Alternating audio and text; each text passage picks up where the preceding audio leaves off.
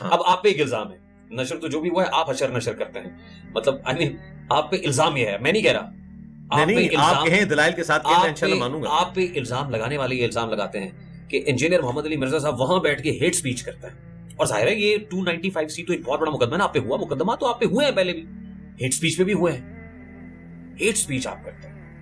مطلب کون سی سپیچ میری ہیٹ ہے؟ یہ تو ایک جنرل ہے نا, مطلب آپ مختلف مسالک کے اوپر, وہ آپ نے میرا جملہ لے کے آنا ہے کہ یہ آپ نے جملہ بولا جو ہیٹ سپیچ کے اندر آتا ہے. اگر میں آپ نے ایک مفتی صاحب کا نام ہم نے نہیں لیا, لیکن آپ نے جو گفتگو ان کے بارے میں کی ہے, کیا کوئی ہیٹ سپیچ نہیں کی؟ میں نے قانون بات کی کہ ان پہ ایک ایف آئی آر, اس سے نفرت پھیلے گی یا نہیں پھیلے گی, انتشار پھیلے گا یا نہیں پھیلے گا؟ نہیں بالکل نہیں پھیلے گا. میں سے ایک چیز لیا, میں ریبٹل کر پورا سن لینا سمجھا. انہی مفتی صاحب نے وہاں بیٹھ کے اور بھی بہت ساری باتیں کی, میں ان کو کوٹ اس لیے نہیں کر رہا, مطلب امام ابو حنیفہ سے متعلق جو باتیں کی آپ نے وہ سنا ہوگا. نہیں میں نے نہیں سنا. دیکھیں اس وقت میں عبد القادر جیلانی سے متعلق باتیں کی. ادھر رک جائے, کورٹ میں جب مقدمہ پیش ہوتا ہے نا تو جج بھی فائل بھی پڑھ کے آئے ہوئے ہوتے ہیں, اس کے بعد اگر ان کو کوئی بات سمجھ نہیں آتی وہ وکیل سے پوچھتے ہیں, وہاں پہ وہ پڑھ کے سنایا جاتا ہے کہ آپ پہ یہ فرض جرم ہے, اور پھر دوسرا وکیل اس کا جواب دیتا ہے. تو اب آپ وہ جملہ پڑھیں, میرا لیکچر کوٹ کریں, اس کا سیاق و سباق کانٹیکسٹ بھی بتانا ہے. اگر آپ کو نہیں پتا پھر اگلا سوال کرنے کی, آپ نے یہ نہیں کہنا کہ وہ یہ کہتے ہیں, وہ کام ختم ہو جائے گا.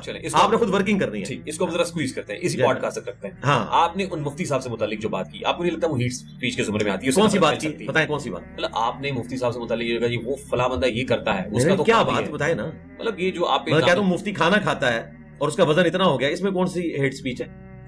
عمر بن عاص سے متعلق جو گفتگو آپ نے کی, ریپیٹ کی, آپ کو لگتا ہے کہ وہ ڈیفیوز بھی کیا جا سکتا تھا؟ اس کو یہاں رکھ کے جو گلوریفائی آپ کر رہے ہیں, اور آپ کہہ رہے ہیں آپ کی وکلا کی ٹیم تیار ہے اور آپ اس کو ری اوپن کریں گے, جی جی جی, آپ کو لگتا ہے اسے نفرت اور انتشار پھیلے گا؟ کوئی نفرت انتشار والی بات نہیں ہے. بات یہ ہے کہ انہوں نے ایک پہل کی ہے نا کہ ہم 295C کا جو مقدمہ ہے اس کو قانونی طریقے سے لے کے جا رہے ہیں. اسی مفتی نے یہ کہا کہ علماء کا کام ہے کہ وہ فتوے دیں, اور ججوں کا کام ہے کہ وہ جوڈیشری میں بیٹھ کے فیصلہ کریں. جب جج فیصلہ کرتے ہیں تو یہ کہتے ہیں جج جو ہیں بائس ہیں. پھر ہم بھی تمہارے بارے میں یہی کہہ کہ تم لوگوں نے فراڈ مچایا ہے, یہ مدارس تم لوگ اہل ہی نہیں ہو ان مدرسوں کے. اگر آپ کی مرضی کا فیصلہ آ جائے تو آپ یہ بات کرنا شروع کر دیتے ہیں, اور اگر مرضی کا نہ آئے تو آپ اور بات کرنا شروع کر دیتے ہیں. تو یہ ایف آئی آر میں نے نہیں ان پہ کٹوائی بھی, آلریڈی کٹی ہوئی ہے, اور ان کا ٹرائل بھی جاری ہے.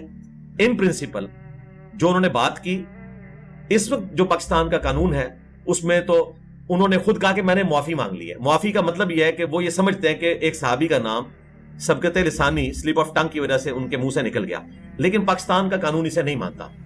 پاکستان کا قانون یہ کہتا ہے کہ جب آپ کسی صحابی کا نام لے کر اس پر لعنت کرتے ہیں تو آپ توہین مذہب کے مرتکب ہیں. اہل تشیع میں سے کئی لوگ جیلوں میں سڑ رہے ہیں اسی وجہ سے.